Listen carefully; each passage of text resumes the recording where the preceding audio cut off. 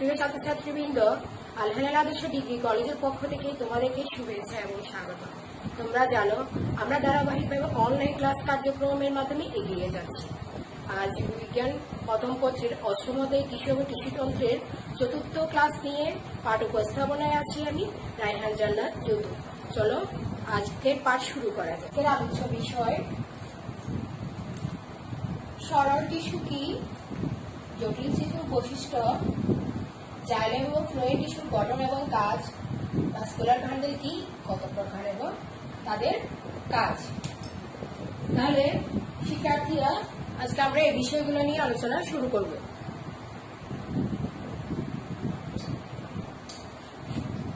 Vascular বান্ডেলের সমন্বয়ে vascular tissue system.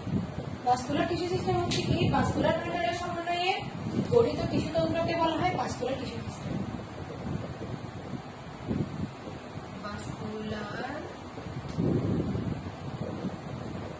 বান্ডেলের সমন্বয়ে গঠিত টিস্যু সিস্টেম। এবার আসো ভাস্কুলার বান্ডেল কি জিনিস। ভাস্কুলার বান্ডেল হচ্ছে কি মূলত দুই ধরনের, জটিল টিস্যুর ক্ষেত্রে দুই ধরনের, একটা হচ্ছে কি জাইলেম আর একটা হচ্ছে কি ফ্লোয়েম। এটা হচ্ছে কি জটিল টিস্যুর ক্ষেত্রে। তাহলে জাইলেম এবং ফ্লোয়েমের সমন্বয়ে কিন্তু তোমার ভাস্কুলার টিস্যুতন্ত্র গঠিত হয়। কিন্তু দুই রকমের, একটা হচ্ছে কি জাইলেম এবং আরেকটা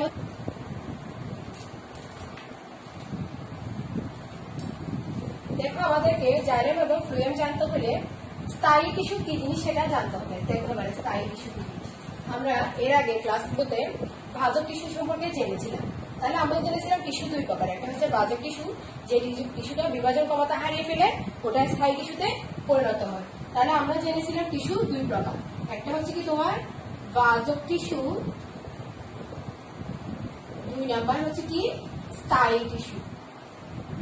স্থায়ী টিস্যু। তাহলে আমরা বিগত ক্লাসে ভাজক টিস্যু সম্পর্কে জেনেছি, আজকে তোমাদেরকে স্থায়ী টিস্যু সম্পর্কে একটু হালকা বলতে হবে, নাহলে তোমরা ভাস্কুলার বান্ডেল কি জিনিস বুঝবে না। তাহলে স্থায়ী টিস্যু দেখা, স্থায়ী টিস্যু হচ্ছে কি, স্থায়ী টিস্যুর বৈশিষ্ট্য কি জিনিস। ভাজক টিস্যুতে যে বৈশিষ্ট্যগুলো ছিল স্থায়ী টিস্যু হচ্ছে কি তার বিপরীত। তাদের কোষগুলো সাধারণত বিভাজনে অক্ষম হবে, তারপর কোষগুলোতে সাইটোপ্লাজম স্বাভাবিক চেয়ে কম হবে, অপেক্ষাকৃত স্থূল এবং পুরু হবে, নিউক্লিয়াস স্বাভাবিক চেয়ে ছোট এবং কোষের এক পাশে অবস্থান করবে, কোষের প্রাচীরে নানা রকম নকশা দেখা যাবে। এখানে আছে জীবিত এবং মৃত কোষ দুইটা পাওয়া যাবে। মৃত কোষ প্রোটোপ্লাজমবিহীন, কোষ গঠন অপেক্ষাকৃত বড়। তাহলে আমরা স্থায়ী টিস্যুর বৈশিষ্ট্যগুলো দেখ। স্থায়ী টিস্যুর বৈশিষ্ট্য। স্থায়ী টিস্যুর বৈশিষ্ট্য হচ্ছে মূলত ভাজক টিস্যুর বিপরীত। ভাজক টিস্যুর কোষগুলা বিভাজন ক্ষমতা ছিল, এগুলা বিভাজনে অক্ষম। এরপর হচ্ছে কি ভাজক টিস্যুর কোষে সাইটোপ্লাজম ছিল ঘন, এখানে সাইটোপ্লাজম হচ্ছে কি কম। ভাজক টিস্যুর কোষে নিউক্লিয়াস ছিল বড়, এখানে নিউক্লিয়াস হচ্ছে ছোট। ভাজক টিস্যুর নিউক্লিয়াস অনেক বড় একটা এলাকা জুড়ে মাঝখানে ছিল, এখানে থাকবে তোমার এক পাশে। ভাজক টিস্যুর কোষগুলো ছিল জীবিত, এখানে কিন্তু মৃত কোষও থাকতে পারে। ভাজক টিস্যুর কোষগুলোতে প্রোটোপ্লাজম ছিল অনেক বেশি, কিন্তু এখানে ওটা হচ্ছে কি প্রোটোপ্লাজম বিহীন। ভাজক টিস্যুর কোষগুলো অপেক্ষাকৃত ছোট ছিল, কিন্তু এখানে কোষগুলো অপেক্ষাকৃত বড়। তাহলে আমরা স্থায়ী টিস্যুর বৈশিষ্ট্য দেখলাম। স্থায়ী টিস্যু, ভাজক টিস্যু একসময় বিভাজিত হতে হতে একসময় তার বিভাজন ক্ষমতা হারিয়ে ফেলে কিন্তু এটা স্থায়ী টিস্যুতে পরিণত হয়।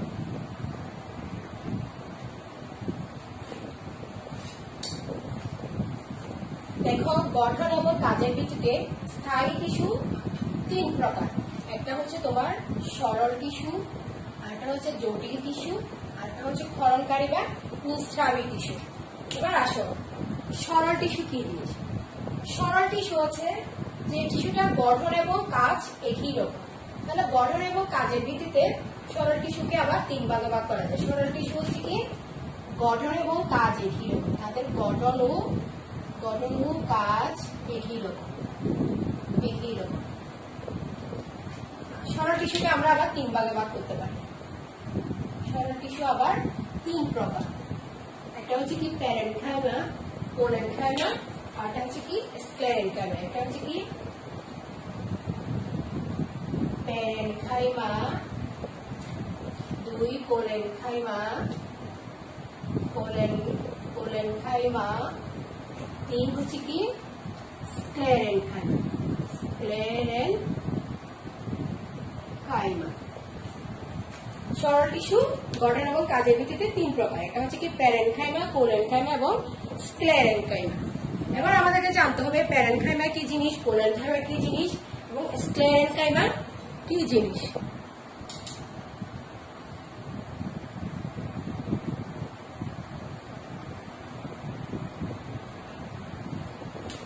দেখো সরল টিস্যুর গঠন এবং কাজ একই রকম হবে। তাহলে সরল টিস্যুর গঠন এবং কাজ একই রকম হলে সেটা হচ্ছে কি সরল টিস্যু। সরল টিস্যু 3 প্রকার। এটা হচ্ছে কি প্যারেনকাইমা, কোলেনকাইমা, স্ক্লেরেনকাইমা। এবার আমরা দেখো একটা প্যারেনকাইমা টিস্যু। দেখো টিস্যু, সরল টিস্যু হচ্ছে কি গঠন এবং কাজ একই রকম হবে। তাহলে একটা গঠন একই। দেখো এই যদি আমার একটা প্যারেনকাইমা রাখি, দেখো এই হচ্ছে একটা প্যারেনকাইমা,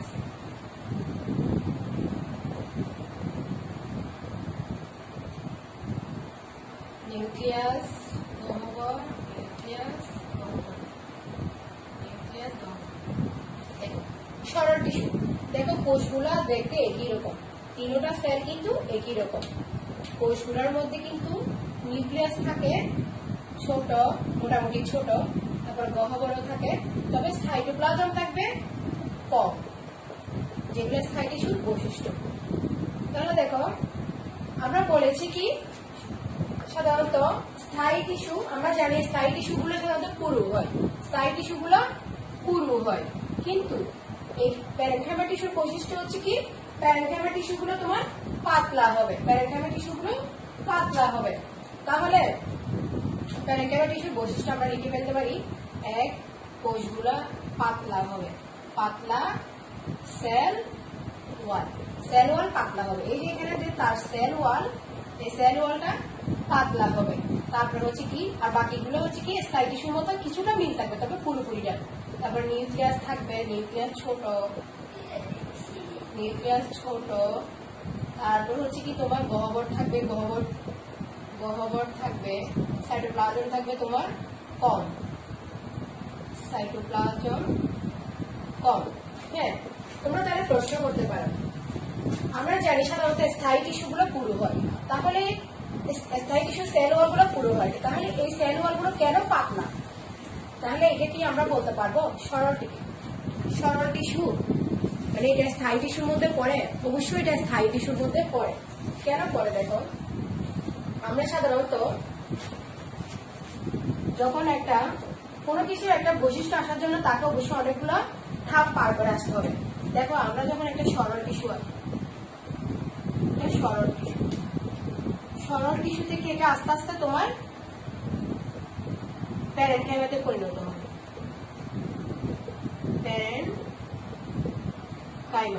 প্যারেনকাইমা থেকে এটা আস্তে আস্তে কোলেনকাইমাতে পরিণত হবে, কোলেনকাইমা। এরপর কোলেনকাইমা থেকে তোমার এটা স্ক্লেরেনকাইমাতে, স্ক্লেরেনকাইমা।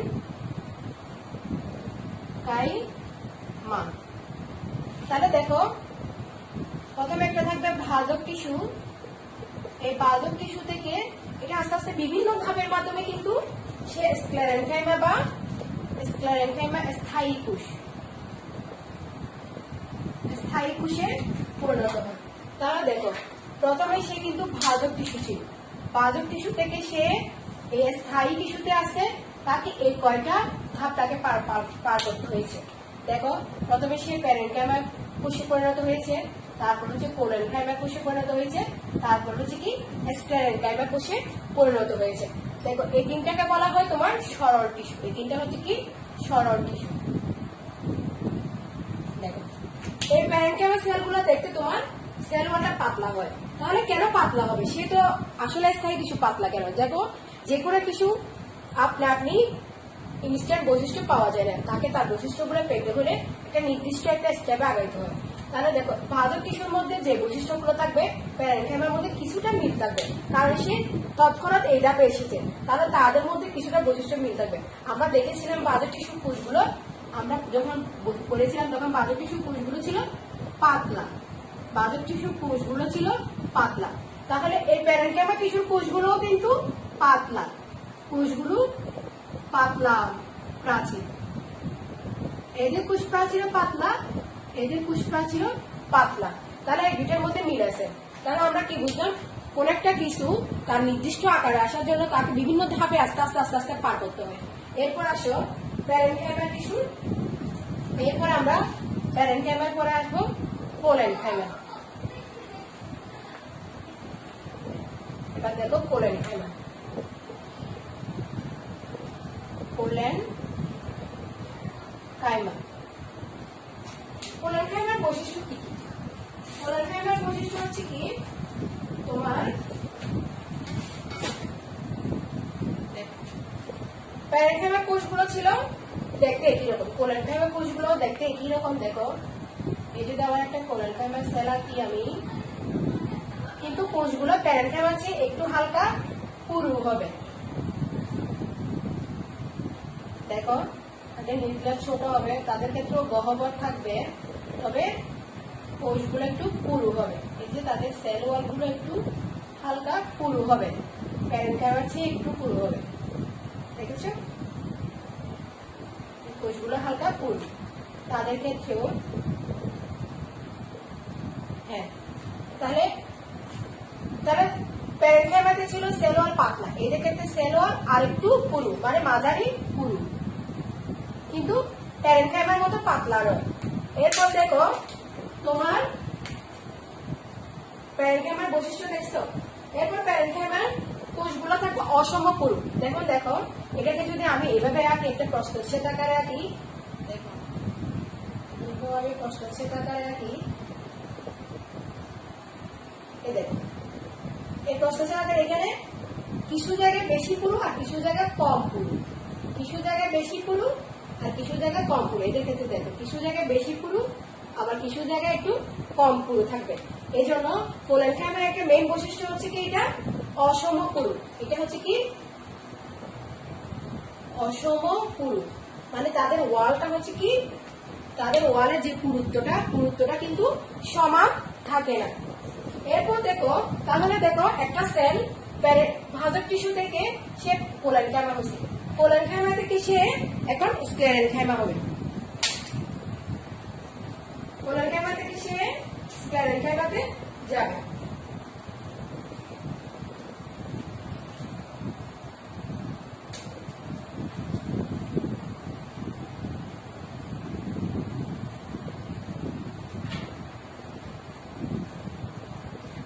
দেখো এটা প্রথমে ছিল প্যারেনকাইমা,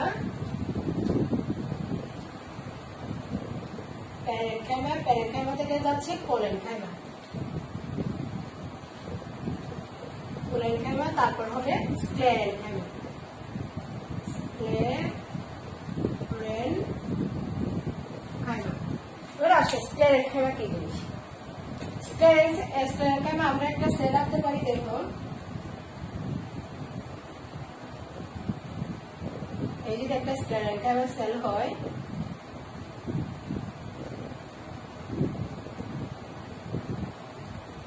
এটা হচ্ছে তার লম্বচ্ছেদ। এবার আমরা এটাকে যখন আমরা প্রস্থচ্ছেদ করতে যাব, এটা দেখতে ষড়ভুজ আকার হবে।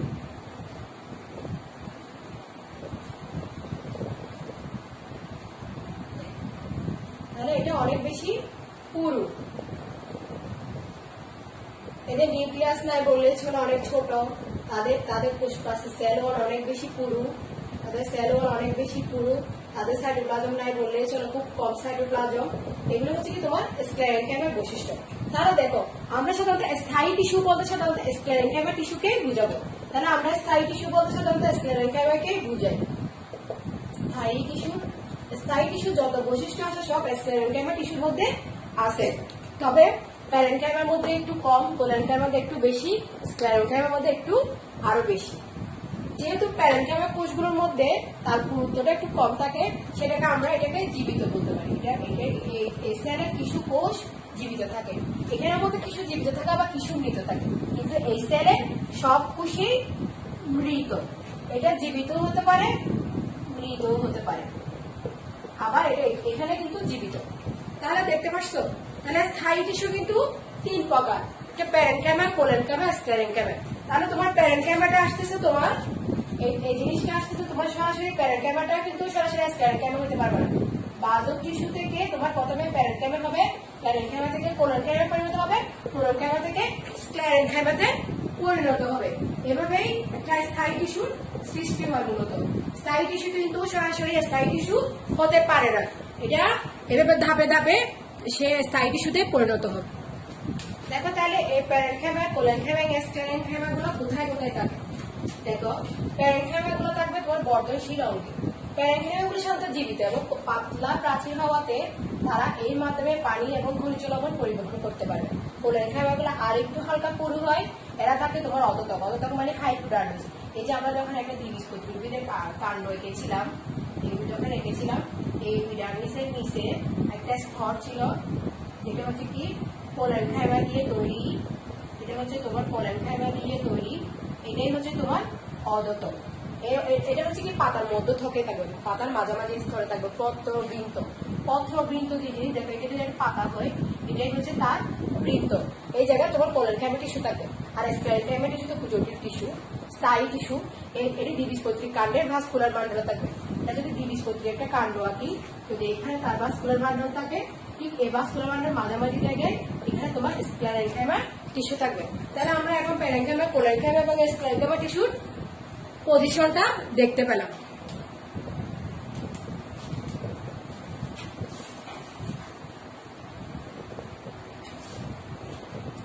এবার আসো জটিল টিস্যু। এর আগে আমরা সরল টিস্যু নিয়ে আলোচনা করেছি।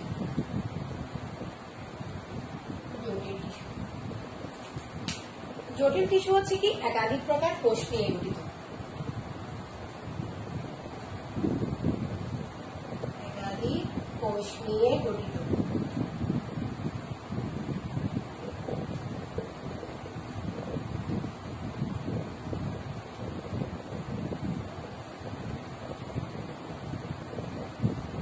দেখো, জটিল টিস্যু হচ্ছে কি একাধিক কোষ নিয়ে গঠিত হয়ে তারা একই ধরনের কাজ সৃষ্টি করে। তাহলে সরল টিস্যুতে কিন্তু কোষগুলো একই রকম ছিল, জটিল টিস্যুতে কোষগুলো একই রকম নাও থাকতে পারে। যেমন দেখো, জটিল টিস্যু কিন্তু 2 প্রকার, একটা হচ্ছে কি তোমার জাইলেম আর একটা হচ্ছে কি ফ্লোয়েম। একটা হচ্ছে কি তোমার জাইলেম আর একটা হচ্ছে কি তোমার ফ্লোয়েম। এই দুটো টিস্যু হচ্ছে সমন্বয়ে কিন্তু তোমার জটিল টিস্যু গঠিত হয়। তাহলে দেখো, জাইলেম আবার 2 প্রকার। জাইলেম আবার 4 ধরনের হতে পারে।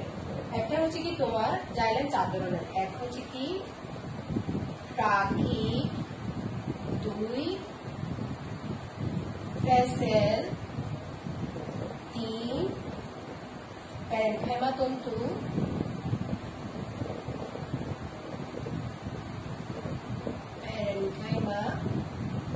4 হচ্ছে কি ফাইবার।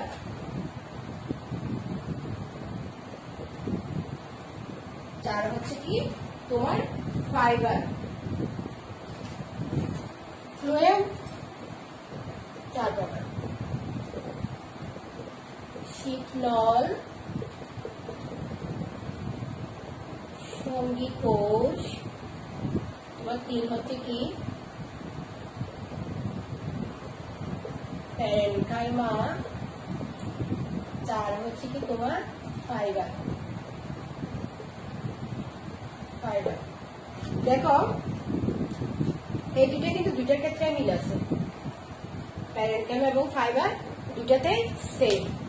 এবার আমাদের জানতে হবে ট্রাকিক কি জিনিস, ভেসেল কি জিনিস, শীতনল এবং সঙ্গী কোষ এবং ফাইবার এবং প্যারেনকাইমা এগুলি কি জিনিস আমাদেরকে জানতে হবে। এবার আসো, দেখো ট্রাকিক, আমরা যখন একটা উদ্ভিদকে বিবর্তন অনুযায়ী সাজাবো, আমরা যখন একটা উদ্ভিদকে বিবর্তন অনুযায়ী যখন সাজাই, তখন দেখো প্রথমে থাকবে উদ্ভিদকে যখন আমরা বিবর্তন অনুযায়ী সাজাবো, বিবর্তন অনুযায়ী যখন আমরা উদ্ভিদকে সাজাবো, অনুযায়ী সাজালে দেখো প্রথমে থাকবে তোমার মসবর্গীয় উদ্ভিদ, যেগুলোকে আমরা ব্রায়োফাইট বলি।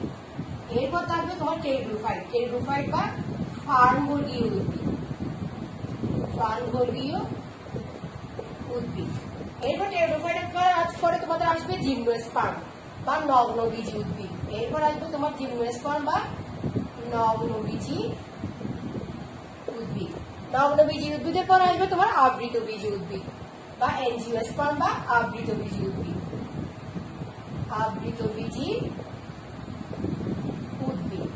হ্যাঁ, তাহলে এই যে বিবর্তন অনুযায়ী আমরা যখন একটা বাচ্চা বড় হয়, সে প্রথমে শিশু থেকে কিশোর হয়, কিশোর থেকে যৌবন ফিরে আসে, তারপর হচ্ছে সে বৃদ্ধ হয়ে যায়। গাছের ক্ষেত্রে সেম, প্রথমে তারা হয় মসবর্গীয় উদ্ভিদ থাকে, পরে তাকে ফার্নবর্গীয় উদ্ভিদ আস্তে আস্তে বিবর্তন হয়েছে, তারপর নগ্নবীজী, তারপর হচ্ছে কি তোমার আবৃতবীজী।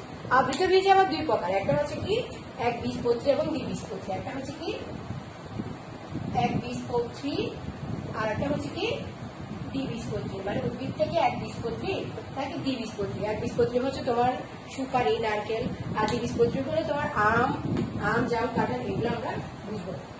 এরপর দেখো, তাহলে এই জিনিসটা আমরা দেখলাম।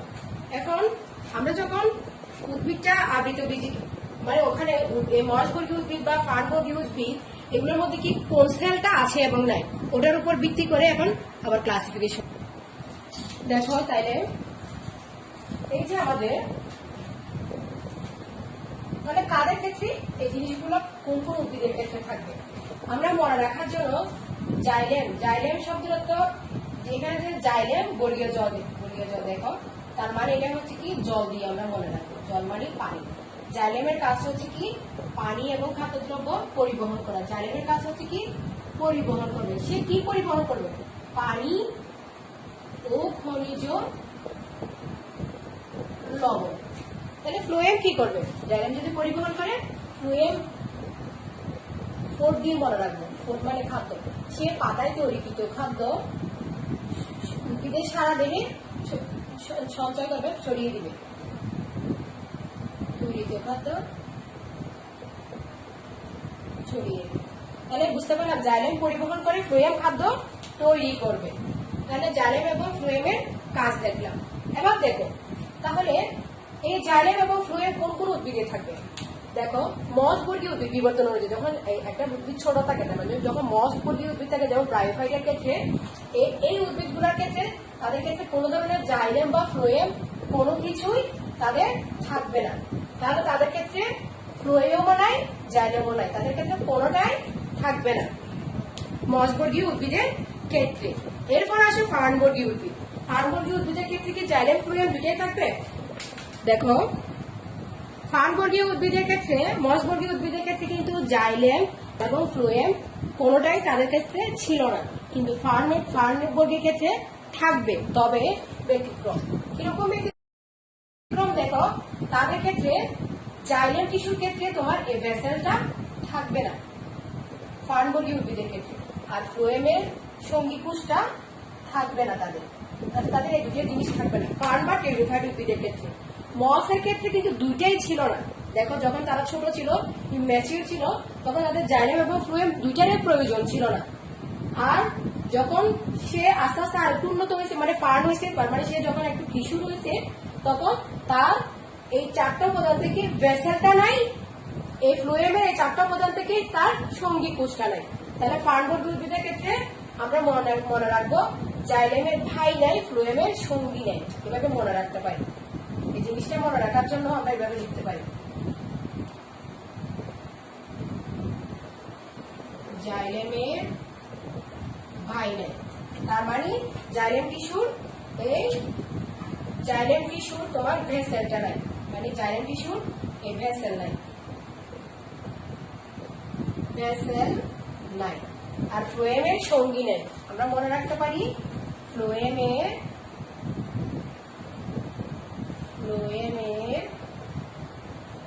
সঙ্গী সঙ্গী নেয়। সঙ্গী নেয় মানে হচ্ছে কি এই সঙ্গী কোষটা নাই। কার ক্ষেত্রে? ফানবর্গীয় উদ্ভিদের ক্ষেত্রে সঙ্গী কোষ নাই। তাহলে আমরা দেখলাম ফানবর্গীয় উদ্ভিদের ক্ষেত্রে জাইলেম এবং ফ্লোয়েমের একটা একটা উপাদান নাই। জাইলেমের ভাই নেয়, ফ্লোয়েমের সঙ্গী নেয়। আমরা এটা দিয়ে মনে রাখতে পারি। এরপর দেখো নগ্নবীজী উদ্ভিদ। ফানবর্গীয় উদ্ভিদের পরে হচ্ছে কি তোমার নগ্নবীজী উদ্ভিদ বা জিমনোস্পার্মিক প্ল্যান্ট। নগ্নবীজী উদ্ভিদের ক্ষেত্রেও কিন্তু ফার্নের মতো তাদের ক্ষেত্রে ভেসেল থাকবে না, মানে জাইলেমের ভাই থাকবে না, ফ্লোয়েমের সঙ্গী থাকবে না তাদের ক্ষেত্রে। তাহলে এই দুটাকে আমরা একসাথে বক্স করতে পারি। এই দুটোর সেম বৈশিষ্ট্য। তাদের ক্ষেত্রে তোমার ভেসেল থাকবে না, ফ্লোয়েমের ক্ষেত্রে সঙ্গী কোষ থাকবে না। তাহলে তারা যদি এই দুটো জিনিস না থাকে তাহলে তারা কি দিয়ে তাদের আসল কাজটা চালায়? সেটা হচ্ছে কি তারা ট্রাকিক সেল দিয়ে, তাদের মেইন সেলটা হবে জাইলেমের ক্ষেত্রে তারা ট্রাকিক সেলের উপর বল করে চলবে। আর ফ্লোয়েমের ক্ষেত্রে হচ্ছে কি তোমার সিগন্যাল, ফ্লোয়েমের ক্ষেত্রে হচ্ছে কি তোমার সিগন্যালের উপর বল করে তারা চলবে। তাহলে এই দুই উদ্ভিদের ক্ষেত্রে, এই দুই প্রজাতির ক্ষেত্রে ফানবর্গীয় এবং নগ্নবীজী মানে টেরিডোফাইটস এবং জিমনোস্পার্মের ক্ষেত্রে তোমার ট্রাকিডের ক্ষেত্রে পরিবহনের কাজটা ট্রাকিড চালাবে এবং খাদ্য প্রস্তুতের কাজটা, খাদ্য সঞ্চয়ের কাজটা তোমার সিগন্যাল চালাবে। এরপর দেখো নগ্নবীজী পরে তোমার আবৃতবীজী উদ্ভিদ। নগ্নবীজী পরে আবৃত উদ্ভিদ বা এনজিওস্পার্ম। এনজিওস্পার্ম কিন্তু দুই ধরনের, একটা হচ্ছে কি তোমার একবীজপত্রী উদ্ভিদ আর একটা হচ্ছে কি দ্বিবীজপত্রী উদ্ভিদ। যে ধরনের হবে হোক তাদের মধ্যে কিন্তু সব ধরনের উপাদান তো থাকবে। এর মধ্যে সবচেয়ে ইম্পর্টেন্ট হচ্ছে কি তোমার আবৃতবীজী উদ্ভিদের মধ্যে সবচেয়ে ইম্পর্টেন্ট জিনিস হচ্ছে জাইলেমের ট্রাকিড, জাইলেমের ট্রাকিড আর ফ্লোয়েমের ক্ষেত্রে জাইলেমের ভেসেল এবং ফ্লোয়েমের সঙ্গী কোষ। তাহলে আমরা দেখলাম নগ্নবীজী এবং ফার্ন জাতীয় উদ্ভিদের ক্ষেত্রে জাইলেমের ভেসেল নাই, ফ্লোয়েমের সঙ্গী নেই। কিন্তু এটার বিপরীত হচ্ছে আবৃতবীজী উদ্ভিদের ক্ষেত্রে। আবৃতবীজী উদ্ভিদ মূলত তার কাজটা চালায় ভেসেল দিয়ে, এখানে সঙ্গী কোষ দিয়ে। তাহলে আমরা এবার আমরা ইয়েতে যেতে পারি। দেখো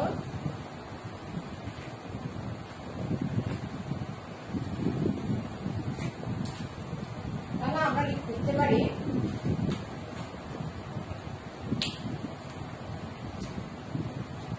একটা খুব মোস্ট ইম্পর্টেন্ট এমসিকিউ লিখো, নগ্নবীজী ও ফানবর্গীয় উদ্ভিদের জাইলেমের ভেসেল নাই, ফ্লোয়েমের সঙ্গী কোষ নাই। কিন্তু আবৃতবীজী উদ্ভিদের ক্ষেত্রে আবৃতবীজীর ক্ষেত্রে তোমার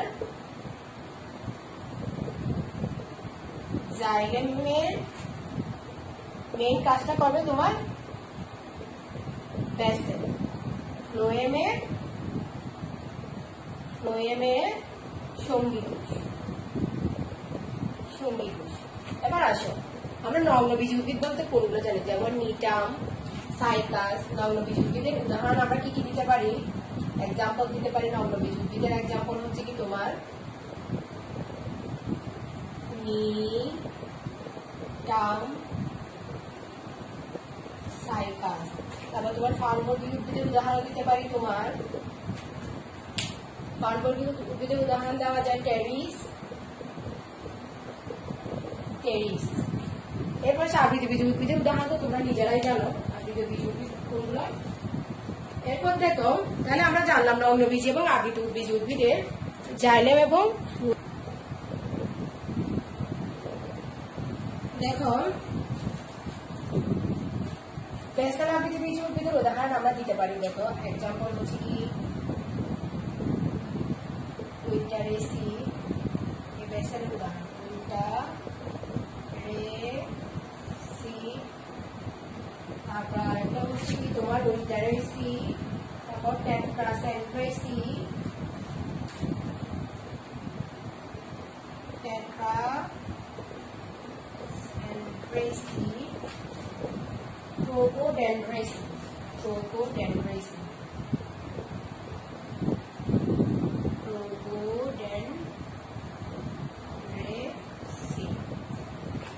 সবগুলো নিচে দাগ দিবে, কারণ এমনিটা হচ্ছে সাইন্টিফিক নেম। সাইন্টিফিক নেমের নিচে অবশ্যই দাগ দিতে হবে। দেখো আবৃতবীজ উদ্ভিদের ক্ষেত্রে কিন্তু মেন এলিমেন্টসটা ছিল তোমার বেসেল। আবৃতবীজ উদ্ভিদের ক্ষেত্রে মেইন উপাদানটা ছিল যে জাইলেমের বেসেল। বেসেল ছিল, জাইলেমের বেসেল ছিল। তাহলে জাইলেমের বেসেলটা দেখতে কি? জাইলেমের বেসেলটা হচ্ছে কি দেখতে তোমার এই একটা বড় সেলের পাশে আরেকটা ছোট সেল থাকবে। এটাকে যদি আমরা প্রস্থচ্ছেদ করি এগুলা দেখতে এরকম হবে। বড়টা দেখতে বড় বেসেল আর ছোটটা দেখতে ছোট বেসেল। দেখো যখন আমরা একবীজপত্রী উদ্ভিদের মূল বা দ্বিবীজপত্রী উদ্ভিদের মূল কাণ্ড যখন আমরা একসাথে ইয়ে করি, তখন এই বেসেলটা যখন একটার সাথে আরেকটা গুচ্ছাকারে বসে তখন এইভাবে দেখে বড় ছোট এভাবে, অথবা বড়টা আগে থাকে ছোটটা এভাবে থাকে। এখন দেখো এটা বড় বৃদ্ধি হচ্ছে এদিকে, মানে বড় থেকে ছোট এদিকে বৃদ্ধি পাচ্ছে, আর এটা বৃদ্ধি পাচ্ছে এদিকে। এই তার ব্যাটা যায় এই যে এই বড়গুলাকে বলা হয় মেটা জাইলেম। এই ছোট বেসেলটাকে বলা হয় প্রোটো জাইলেম। তাহলে আমরা কি বুঝলাম? যখন উদ্ভিদের জাইলেমটাকে আমরা যখন এইভাবে আঁকবো, প্রস্থচ্ছেদ করবো, তখন দেখা যায় কি এই বড় জাইলেম সেলটাকে বলা হয় এভাবে বড় বড় বেসেল থাকবে, আর ছোট জাইলেম সেলটা ছোট বেসেল থাকবে। তার বড় বেসেলটাকে বলা হয় মেটা জাইলেম। আমরা মনে রাখার জন্য মেটা মানে মোটা দিয়ে মনে রাখতে পারি। মেটা মানে মোটা আর প্রোটো মানে ছোট। এটা হচ্ছে কি আদি অবস্থায়, আদি অবস্থায় যে জাইলেমটা থাকবে। দেখো জাইলেমের পজিশন অনুযায়ী আবার জাইলেমটাকে দুভাবে ভাগ করা যায়। একটা হচ্ছে কি একজার্ট, আরেকটা হচ্ছে কি এন্ডার। একজার্ট একটা হচ্ছে কি এই জাইলেমটার মোটাটা কি আগে নাকি ছোটগুলো আগে, এটার উপর ভিত্তি করে জাইলেমটাকে দুভাগে ভাগ করা হয়। একটা হচ্ছে কি একজার্ট আর একটা হচ্ছে কি তোমার এন্ডার। দেখো এবার জাইলেমের পজিশন অনুযায়ী দেখো আবৃতবীজ উদ্ভিদের ক্ষেত্রে জাইলেমটা মূলের ক্ষেত্রে যখন এটা আমি একটা সার্কেল আঁকবো, দেখো এই যদি আমার একটা ভাস্কুলার বান্ডল হয়,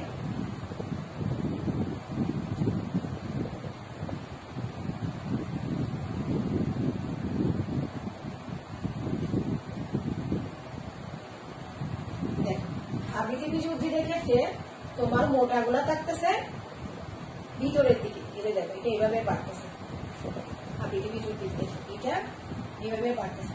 তার মানে মোটাগুলো থাকতেছে কেন্দ্রে। আমরা মনে রাখার জন্য মোটাগুলা কেন্দ্রে মনে রাখতে পারি। প্রোটোগুলা থাকবে তোমার পরিধির দিকে। প্রোটো পরিধি, প্রোটো দিয়ে পরিধি, প্রোটো দিয়ে পরিধি মনে রাখতে পারি, পরিধি। তাহলে আবৃতবীজ উদ্ভিদের মূলের ক্ষেত্রে মোটাগুলা থাকবে কেন্দ্রে, ছোটগুলা থাকবে তোমার পরিধির দিকে। এটা হচ্ছে কি আবৃতবীজ উদ্ভিদের ক্ষেত্রে। আবার এরপর হচ্ছে কি তোমার এবার আসো জাইলেম একজার্ট এবং এন্ডার্ট এই দুটো বোঝার জন্য দেখো মূলের ক্ষেত্রে হচ্ছে কি জাইলেম একজার্ট, মূলের ক্ষেত্রে হচ্ছে কি আবৃতবীজ উদ্ভিদের মূলের ক্ষেত্রে জাইলেম একজার্ট। একজার্ট মানে কি দেখো এদিকে কেন্দ্রের দিকে থাকতেছে বড়গুলা, ছোটগুলা থাকতেছে পরিধির দিকে। এটা তো পরিধি, হ্যাঁ পরিধির দিকে। তাহলে জিনিসটা এভাবে বাড়তেছে, তার মানে একজার্ট মানে বাইরের দিকে, জিনিসটা বাইরের দিকে বাড়তেছে। তার গৌণবৃদ্ধিটা হচ্ছে কি ভাস্কুলার বান্ডের গৌণবৃদ্ধিটা হচ্ছে কি পরিধির দিকে। আর এন্ডার্ট বলতে বুঝায়, এন্ডার্ট হচ্ছে কি এটা, এন্ডার্ট বলতে হবে তোমার এটা। যদি এটা ভাস্কুলার বান্ডেল আঁকি, যদি তার ছোটগুলো কেন্দ্রের দিকে থাকে এবং বড়গুলা পরিধির দিকে থাকে, দেখো ছোটগুলা কেন্দ্রের দিকে বড়গুলা পরিধির দিকে, যদি তখন তার গৌণবৃদ্ধিটা হয় এইদিকে এভাবে। তার মানে তার গৌণবৃদ্ধিটা হচ্ছে কি মজ্জার দিকে, পরিধির দিকে না। এই পজিশনটাকে বলা হবে জাইলেম এন্ডার্ট। এন্ডার্ট মানে হচ্ছে কি ভিতরের দিকে, মানে তার গৌণবৃদ্ধিটা হচ্ছে কি জাইলেমের গৌণবৃদ্ধিটা হচ্ছে কি ভিতরের দিকে, মানে প্রোটোগুলো সামনের দিকে থাকবে এবং মেটাগুলো পরিধির দিকে থাকবে। এটাকে বলা হয় জাইলেমের এন্ডার্ট পজিশন। তাহলে আমরা জানতে পারলাম জাইলেমের একজাক্ট এবং এন্ডার্ট পজিশন কি জিনিস। তোমাদের হোমওয়ার্ক হচ্ছে প্যারেনকাইমা, কোলেনকাইমা এবং স্ক্লেরোকাইমা টিস্যুর পার্থক্য, জাইলেম এবং ফ্লোয়েম টিস্যুর পার্থক্য, ভাস্কুলার টিস্যু সিস্টেম কি জিনিস, এর কাজ কি। তোমাদেরকে আমি জাইলেম এবং ফ্লোয়েম পড়িয়েছি জটিল টিস্যু, ভাস্কুলার টিস্যু সিস্টেম কি, এর কাজ কি। তাহলে তোমরা এগুলো পার্থক্যটা ডিফারেন্সিয়েশন গুলো করবা। তোমাদের আরো একটা টিস্যু সিস্টেম রয়ে গেছে, একটা হচ্ছে কি তোমাদের আরো একটা টিস্যু সিস্টেম রয়ে গেছে, একটা হচ্ছে কি ক্ষরণকারী টিস্যু। ক্ষরণকারী টিস্যু হচ্ছে তোমার দুই প্রকার, একটা হচ্ছে তরুক্ষী টিস্যু আর একটা হচ্ছে কি গ্রন্থি টিস্যু। এটা দুই প্রকার, এটা দুই প্রকার। একটা হচ্ছে কি তরুক্ষী টিস্যু, তরুক্ষী টিস্যু, আর একটা হচ্ছে কি তোমার গ্রন্থি টিস্যু। আবার তরুক্ষী টিস্যু কি জানি, গ্রন্থি টিস্যু কি জানি। গ্রন্থি বলতে আমরা বুঝবো যেটা হচ্ছে কি গ্রন্থির মাধ্যমে উৎপন্ন হয়, যেমন হচ্ছে কি মধু, এটা আমরা মধু বলতে পারি, মধু। আবার তরুক্ষী টিস্যু হচ্ছে কি আমরা রাবার বলতে পারি, রাবার। এই যে একটা হলদে কালারের যে তরল পদার্থ বের হয় ওটা হচ্ছে গ্রন্থি টিস্যু। তাহলে তোমাদের বাড়ির কাজ হয়ে গেল হচ্ছে প্যারেনকাইমা, কোলেনকাইমা, স্ক্লেরোকাইমা টিস্যুর পার্থক্য, জাইলেম ফ্লোয়েম টিস্যুর পার্থক্য এবং ভাস্কুলার টিস্যু সিস্টেমের পার্থক্য। প্রিয় শিক্ষার্থীবৃন্দ, আলোচ্য বিষয় সম্পর্কে যে কোনো প্রশ্ন তোমরা কমেন্টসে জানাতে পারো। তোমাদের সকলের সুস্বাস্থ্য কামনায় আজ এখানে বিদায় নিচ্ছি। আল্লাহ হাফেজ।